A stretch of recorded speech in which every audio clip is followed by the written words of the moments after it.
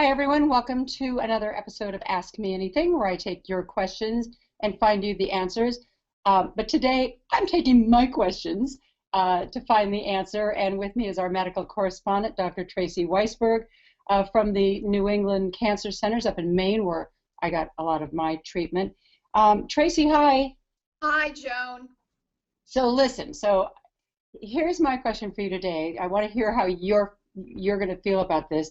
A couple of my daughters, because you know I have little guys, 10 years old and 12 years old, but I have also girls from my first marriage who are 27, 31, and 35.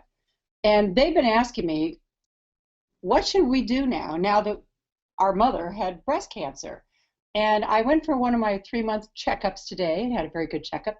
But I did ask that oncologist how they felt about this, and they said, well, I'm not going to give you the official answer. I'm going to give you my opinion. And their opinion was that my daughters at these 3 ages should probably come in and get a professional breast exam. And he said, I'll do them here in my office, or you can go to your breast cancer surgeon upstairs. They do them up there, and get a professional breast exam probably twice a year. You know, every 6 months. He said, I don't want you to make them neurotic, but at the same time, I want them to really be aware of their breast health.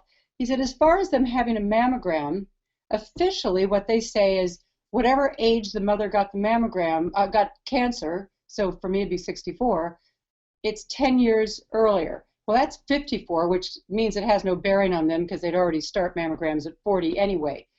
He said, I would not really advise them to get a mammogram early now. I would advise them, since they're young and most assuredly have dense breasts, I'd have them get an ultrasound. There's no radiation involved. It's non-invasive.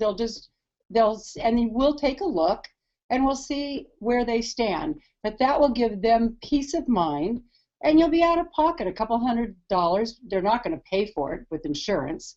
But this way they can understand completely their breast health. What are your opinions on this? So there is no perfect solution to this. And I think the screening guidelines for breast cancer, I'm pretty certain that most people still want to believe that you would start your first mammogram at age 40.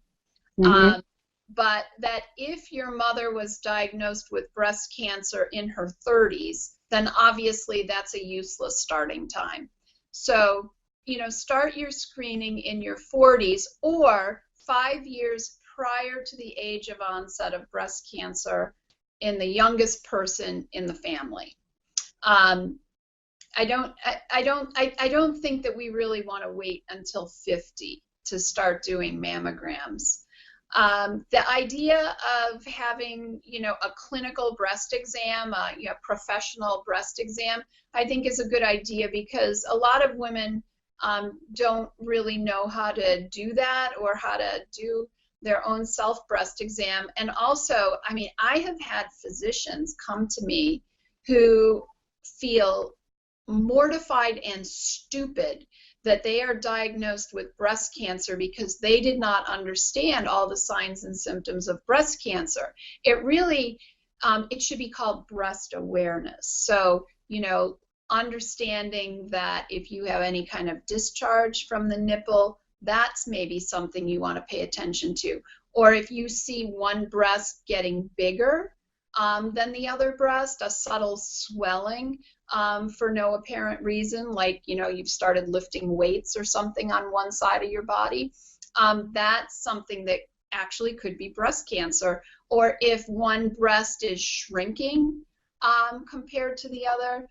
So it's breast awareness. And so just to learn what breast awareness is, and to have a clinical breast exam, and to really know how to do that well on your own. And then, most women are going to their gynecologist, every other year to do their PAPs. And so they would hopefully they would get a clinical breast exam there. In terms of the ultrasound, this is all going to change. There's going to be new technologies. I think whatever gives peace of mind to the woman. I think there is a role for understanding what your breast density is, and I know you're a big proponent of that. And now on mammograms, it is hard for me to get a mammogram report that doesn't say Mrs. So-and-so has heterogeneously dense breast tissue. The kickoff word really is extremely dense breast tissue. When you have a mammogram and extremely dense breast tissue, then you're a person that, you know, maybe mammography is going to let you down. And that's the woman who absolutely should have maybe some other type of imaging. But you don't know that till you have your first mammogram, and that would be, you know, a very useful part of the initial counseling about, you know, just be informed, know what your breast density is, so that you know how much you can rely on these different technologies for you.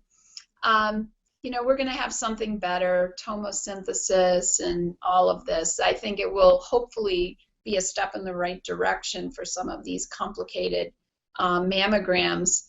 But I mean, I think, you know, a mix of what Dr. Hollister said and what I would do is you pick and choose and come somewhere in between. All right, the other thing is that I constantly hear from women, I'm not going to get breast cancer because I don't have the BRCA gene. Of course, they've usually not been tested when they say that, but they just assume that nobody else in the family has it, so they don't have it.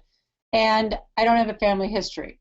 When in fact, many of the other reasons why you might have risk factors are, correct me if I'm wrong, starting your periods early in life, which these days a lot of young women are starting periods early because of all the hormones and everything in their food.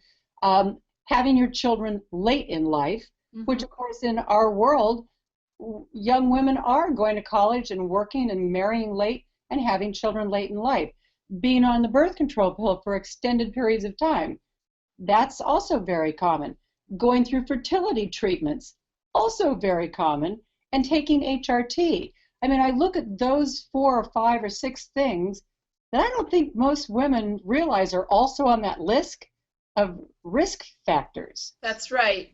So all of the things you listed are potential risk factors. It probably has something to do with interrupting the natural cycle. You know, that a pregnancy interrupts your natural cycle of estrogen and all those hormones, and that with certain strategic times that's interrupted in a woman's life, that it gives her some protection against breast cancer. So if you've never been pregnant and just cycled through regularly every 28 days, you never break up that cycle, and it is a risk factor for breast cancer. So yeah, I mean, there's a lot of risk factors, but we should never forget the biggest risk factor is getting old. And the peak incidence of breast cancer happens between age 50 and 60, and sadly, no one has figured out how to keep us young. So all women are at risk for breast cancer, and it is a disease that is loves a modern society. The conveniences that we have living in a Western world and are becoming more and more the norm throughout other parts of the world make this a modern disease, a disease of the Western world. And like you said, probably has to do with food, types of food, convenience foods. Yeah. We're growing bigger as a society. You know, people were little when they came to this country from England. The Europeans were little. If you go to St. Augustine and tour around those places, the beds, I mean, my 12-year-old wouldn't have fit in one of those beds. We are just bigger, and we're changing. And I think, you know, more body fat, more abundance, those are probably all risk factors too that we can't really totally control. But it's certainly good to know about them. Absolutely.